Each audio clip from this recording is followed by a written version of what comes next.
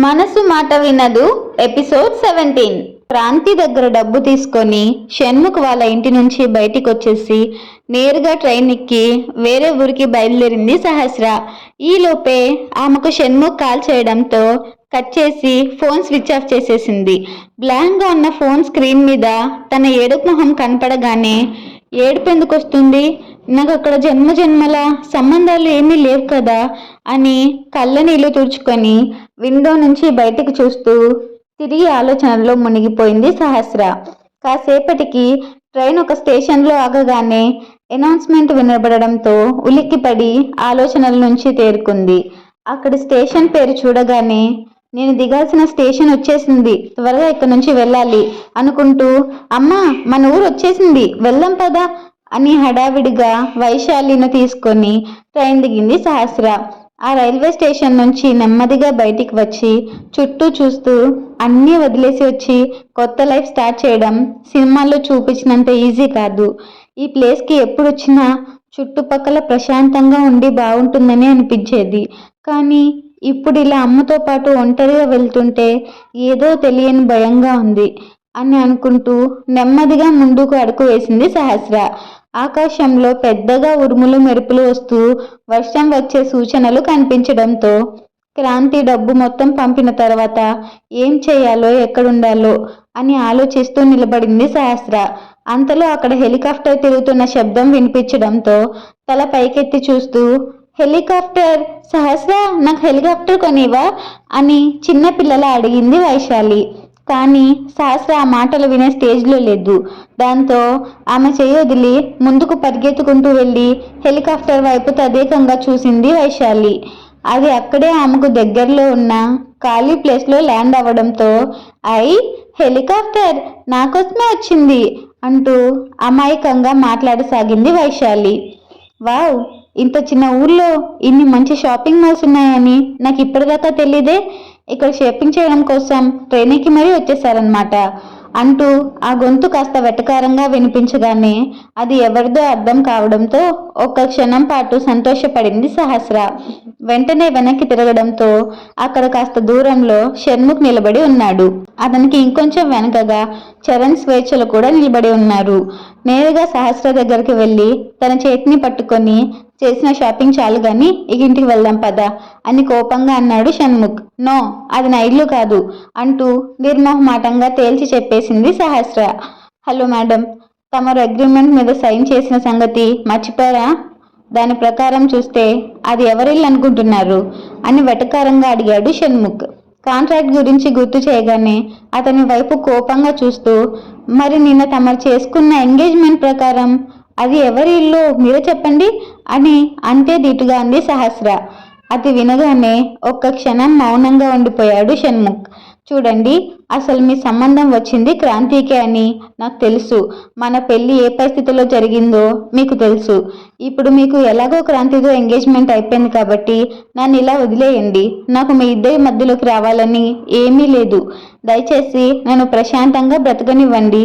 ఆ దేవుడు కూడా మీ ఇద్దరిని కలపాలనే నన్ను ఇలా దూరంగా పంపేశాడేమో. దయచేసి నా బ్రతికేదో నన్ను చూసుకోనివ్వండి.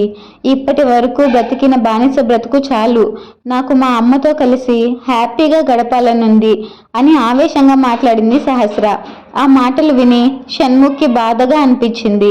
చిన్నప్పటి నుంచి తను ఎన్ని ఇన్సిడెంట్స్ ఫేస్ చేసి ఉండకపోతే ఇలా మాట్లాడుతుంది, కానీ ఇప్పుడు నాకు మాత్రం తనను వదులుకోవాలని లేదు అని ఆలోచిస్తూ సైలెంట్గా ఉండిపోయాడు. అతనికి సహస్రని బాధ పెట్టాలని ఆలోచన లేదు, కానీ ఆమె వెళ్ళిపోతుంటే అలా చూస్తూ ఉండలేకపోయాడు. అందుకే ముందుకు వచ్చి మాట్లాడుతూ చూడు సహస్ర, నువ్వు మా ఇంటికి కోడలుగా ఉంటావని మా అమ్మకి మాటిచ్చావు అంటూ మాటిచ్చిన సంగతి గుర్తు చేసి ఆమెను ఆపాలని చూశాడు షణ్ముఖ్. అది వినగానే రెండు చేతులు జోడించి నేను తప్పు చేశాను, కానీ ఇందులో మీరు ఫీల్ అవ్వాల్సింది ఏముంది? మీ అమ్మగారికి భరద్వాజ్ ఫ్యామిలీ నుంచి కోడలు కావాలి అంతే కదా. క్రాంతి ఎలాగో అదే ఫ్యామిలీ కదా, ఇక ప్రాబ్లం ఏముంది? మీరు కూడా మీ అమ్మగారికి కావాల్సిందే ఇస్తున్నారు కదా అని ధీటుగా అంది సహస్ర. ఆమె మాట్లాడే ప్రతి మాట షణ్ముఖ్కి ముళ్ళులా గుచ్చుకోసాగింది. మేడం, మధ్యలో మాట్లాడుతున్నందుకు నన్ను క్షమించండి. కానీ పెద్ద మేడంకి మీ మీదున్న అభిమానం అందరి మీద ఉండదు కదా. మీరు ఇంట్లో నుంచి బయటికి వెళ్ళిన వెంటనే ఆవిడ మీ గురించి, మీ అమ్మగారి గురించి అడిగారు. ఆవిడ హెల్త్ని దృష్టిలో పెట్టుకొని మీరు షాపింగ్కి వెళ్ళాలని షణ్ముఖ్ సార్ చెప్పి కవర్ చేశారు. కానీ అసలు విషయం తెలిస్తే ఆవిడ తట్టుకోలేకపోవచ్చు అని చెప్పాడు చరణ్. అది విన్న సహస్రకి కొంచెం బాధగా అనిపించింది. షణ్ముఖ్ అది అబ్జర్వ్ చేయగానే, అవును, ఇలాంటి విషయాల్లో మా అమ్మ చాలా సెన్సిటివ్. కొన్నాళ్ళ క్రితం మా అమ్మ ఒక పిల్లిని ఇష్టంగా ఇంటికి తెచ్చి పెంచుకుంది. కానీ ఒకరోజు ఆ పిల్లి సడన్గా ఎక్కడికో వెళ్ళిపోయి తిరిగి రాలేదు. అది కనిపించకపోవడంతో మా అమ్మ తిండి నిద్ర మానుకొని స్పృహ తప్పి పడిపోయింది. దాంతో మేమంతా కలిసి అమ్మని హాస్పిటల్కి తీసుకువెళ్లాల్సి వచ్చింది అని చెప్పాడు. ఆ స్టోరీ వినగానే షాక్ అవుతూ, ఇదేంటి, సుశీల మ్యామ్కి పిల్లంటే ఎలర్జీ కదా, ఈసారి ఇలా చెప్తున్నారేంటి? సహస్ర మేడంని ఇంటికి తీసుకురావడం కోసం అబద్ధాలు చెప్తున్నారా? ఇలా ఉండేసారి ఎలా అయిపోయారో. ప్రేమ మనుషుల్ని మార్చేస్తుందంటే ఏమో అనుకున్నాను, కానీ ఇప్పుడు డైరెక్ట్గా చూస్తున్నాను అని అనుకున్నాడు చరణ్. ఒక చిన్న పిల్ల తప్పిపోతేనే మా అమ్మ అంత డల్ అయిపోయిందంటే నువ్వు వెళ్ళిపోతే ఇంకేమైపోతుందో ఆలోచించు అని సూటిగా సహస్ర కళ్ళలోకి చూస్తూ అన్నాడు షణ్ముఖ్. ఈలోపే వాళ్ళ మాటలు విని, అయ్యయ్యో, సుషి అంత బాధపడిందా?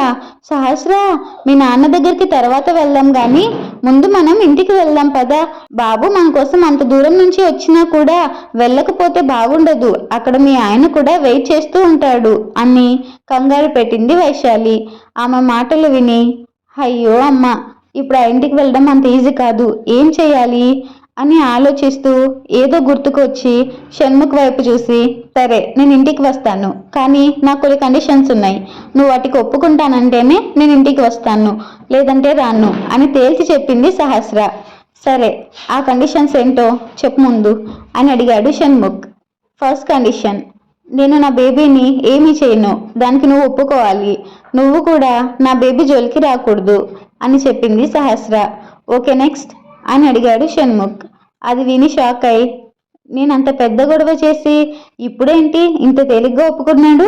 సరేలే, నాకు నా బేబీ ముఖ్యం అని మనసులో అనుకుంటూ, నువ్వు నాకు కొద్దిగా దూరంలో ఉండాలి, దగ్గరకు వస్తే మాత్రం మర్యాదగా ఉండదు అని బెదిరించింది సహస్ర. ఓకే, ఇంకేమైనా ఉన్నాయా అని అడిగాడు Shanmukh. Yes, last but not least, ఈ 100 days కాంటాక్ట్ అయ్యాక నువ్వు నాకు 2 కోట్ల భరణం ఇవ్వాలి అని చెప్పింది సహస్ర. అది విని షాక్ అయ్యి, అదేంటి, నేను ఇదివరకే విషయం చెప్తే నాకు అసలు ఎలాంటి డబ్బు అవసరం లేదు, నేను కూడా బలవంతంగా పెళ్లి చేసుకున్నానని చెప్పావు కదా అని అయోమయంగా అడిగాడు షణ్ముఖ్. అవును చెప్పాను, కానీ నీలాగా కాంటాక్ట్ మధ్యలోనే ఎవరినో ఎంగేజ్మెంట్ చేసుకోలేదు కదా అని వెటకారంగా అంది సహస్ర. అది విని ఆమెను సీరియస్గా చూస్తూ, సరే ఒప్పుకుంటున్నాను అని చెప్పాడు షణ్ముఖ్. ఆ తర్వాత అక్కడి నుంచి ముందుకు వెళ్తూ, అసలు ఆ కాంటాక్ట్ పెట్టడం నాది తప్పు, పెద్ద పుడింగిలాగా కాంటాక్ట్లు, సైన్లు, 100 days అంటూ ఇప్పుడు అది నిమిషానికి గుర్తు చేసి చంపేస్తుంది రాక్షసి అని మనసులో తనను తానే తిట్టుకున్నాడు. కానీ సహస్ర వేరే ఎవరి బిడ్డకో తల్లి అని గుర్తుకు వచ్చి షణ్ముఖ్కి చాలా అసహనంగా అనిపించింది. అయినా సరే తప్పక ఆ కండిషన్కి సరే అని ఒప్పుకున్నాడు. అతన్ని అలా చూసి, ఈ కండిషన్స్ అన్ని సార్కి కష్టమే, ఎలా మేనేజ్ చేస్తారో ఏమో, ఈయన మేడంని లవ్ చేస్తున్నాడు, ఇక తనకి దూరంగా ఎలా ఉంటాడు అనుకున్నాడు చరణ్. ఈలోపే సహస్ర వైపు చూస్తూ, ఇంకేమైనా కండిషన్స్ ఉంటే ముందే చెప్పేయి అన్నాడు షణ్ముఖ్. లేవన్నట్టు తలూపింది సహస్ర. వాళ్ళలా మాట్లాడుకోవడం అయ్యాక అందరూ హెలికాప్టర్లో బయలుదేరారు. హెలికాప్టర్ స్టార్ట్ అయ్యే సమయానికి వైశాలి చాలా ఉత్సాహపడిపోతూ ఉంటే తల్లి ఆనందం చూసి చిన్నగా నవ్వుకుంటూ ఆలోచనల్లో మునిగిపోయింది సహస్ర. హెలికాప్టర్ టేకాఫ్ అవుతుండడం చూసి దూరంగా బ్లాక్ గ్లాసెస్ పెట్టుకున్న ఒక వ్యక్తి తన ఫోన్ తీసి ఒక నెంబర్కి కాల్ చేశాడు. అవతల వాళ్ళు కాల్ లిఫ్ట్ చేసిన వెంటనే, సహస్ర వాళ్ళ అమ్మ ఇద్దరు మన చేయి దాటిపోయారు సార్ అని చెప్పాడు ఆ వ్యక్తి. ఏం మాట్లాడుతున్నావు? 2 ఆడవాళ్ళని కూడా చంపలేకపోతున్నావా? ప్రతి నెల నీకు 2 డబ్బు ఇవ్వడం, నువ్వు పని చేయకుండా రావడం, ఇదంతా కామన్ అయిపోయింది. అసలు వాళ్ళిద్దరూ ఎలా తప్పించుకున్నారు అని గట్టిగా అరిచాడు అవతల కాల్లో ఉన్న వ్యక్తి. వాళ్ళు స్టేషన్ నుంచి బయలుదేరిన తర్వాత ఫాలో అయ్యాను సార్. ఇంతలో మీ చిన్నల్లుడు సిద్ధార్థ్ గారు వచ్చి వాళ్ళిద్దరిని హెలికాప్టర్లో తీసుకెళ్లిపోయారు అని చెప్పాడు కిల్లర్. షటప్, అసలు నువ్వు నిజంగా సిద్ధార్థ్ని చూసావా? అతనే వచ్చాడా అని ఆశ్చర్యంగా అడిగాడు మహేంద్ర. అవును సార్, ఖచ్చితంగా అతనే. ఇవాళ నేను మీ అమ్మ ఎంగేజ్మెంట్ దగ్గర చూశాను కదా అని చెప్పాడు కిల్లర్. అతని మాటలు విని మహేంద్ర కాలు కట్ చేసి సిగరెట్ తీసి కాల్చడం మొదలుపెట్టాడు. అతన్ని చూసి, ఎప్పుడైనా నా మాట వింటే కదా, ఆ సహస్ర చిన్నప్పుడే దాన్ని చంపేయమని చెప్పాను. ఇప్పుడు అది వెళ్ళి ఆ సిద్ధార్థ్ని తగులుకుంది. ఇప్పుడేం చేస్తాం అని కోపంగా అడిగింది కావేరి. అసలు నా ప్లాన్కి మధ్యలో ఆ సిద్ధార్థ్ ఎలా వచ్చాడో నాకు అర్థం కావట్లేదు. సహస్ర మీద సిద్ధార్థ్కి ఇంత ఇంట్రెస్ట్ ఎలా వచ్చింది? వాళ్ళ మధ్య ఏమైనా జరుగుతుందా అని తన చేతిలో ఉన్న డ్రింక్ గ్లాస్ను విసిరికొట్టాడు మహేంద్ర. ఏమో, నాకేం తెలుసు. నాకైతే ఆ దయ్యం మీద అస్సలు నమ్మకం లేదు. అది నా కూతురు జీవితాన్ని నాశనం చేద్దామని చూస్తుంది. ఆ అమ్మ అంతే, కూతురు అంతే. వాళ్ళ నాన్న వచ్చినప్పుడు ఏం జరిగిందో గుర్తులేదా నీకు అని అడిగింది కావేరి. ఇప్పుడు అవన్నీ ఎందుకు గుర్తు చేస్తున్నావు అని అసహనంగా అడిగాడు మహేంద్ర. వాళ్ళ నాన్న వచ్చినప్పుడు నువ్వే ఆ వైశాలిని పెళ్లి చేసుకున్నానని, సహస్ర మీ కూతురని చెప్పావు. ఆ రోజే తల్లి కూతుర్లను చంపేయమని చెప్పాను.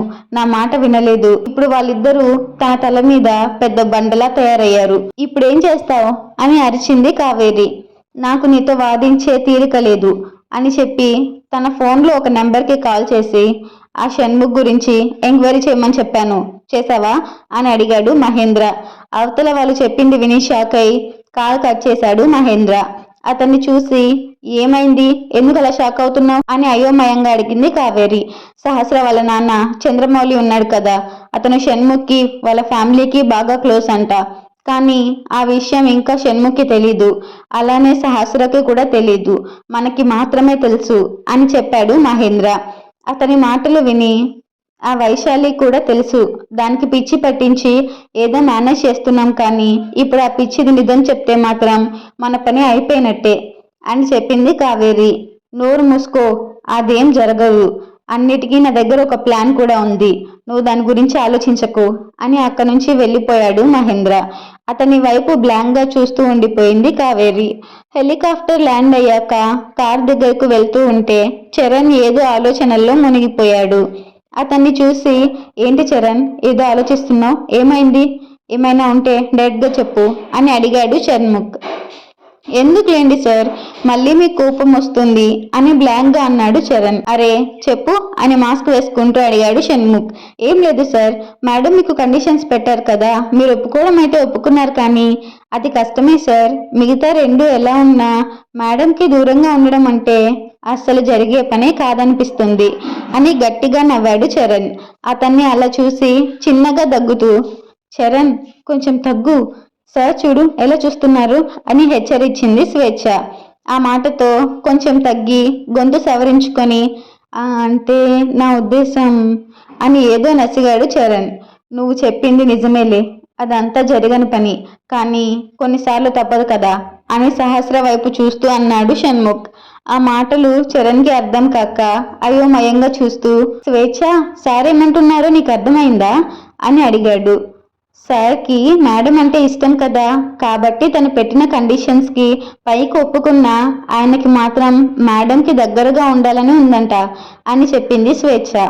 అదంతా విని షాక్ అయి, ఏంటి, అంత పెద్ద కంపెనీ హెడ్ ఎప్పుడు కోపంగా గంభీరంగా ఎవరినైనా శాసించే మనిషి ఇలా ప్రేమకి బానిసైపోయాడా అని ఆశ్చర్యంగా అన్నాడు చరణ్. అంతే అంతే, పద వెళ్దాం అని కారు ఎక్కింది స్వేచ్ఛ. షణ్ముఖ్ వీల్ చైర్ని తీసుకొని కారులోకి ఎక్కించి తను కూడా కూర్చున్నాడు చరణ్. కారు కదిలిన తర్వాత, ఇప్పుడు మనం సుశీల ఇంటి దగ్గరికి వెళ్తున్నామా సహస్ర అని ఉత్సాహంగా అడిగింది వైశాలి. అవునమ్మా అని చెప్పి ఎదురుగా చూసిన సహస్ర ఒక్క క్షణం షాక్ అయింది. సహస్ర ఎందుకు షాక్ అయింది? షణ్ముఖ్ ఇచ్చిన మాట నిలబెట్టుకుంటాడా, లేదంటే సహస్రని డిస్టర్బ్ చేస్తూనే ఉంటాడా? సహస్ర తండ్రి ఎవరు? ఇవన్నీ తెలుసుకోవాలనుకుంటే నెక్స్ట్ ఎపిసోడ్ వినేయండి.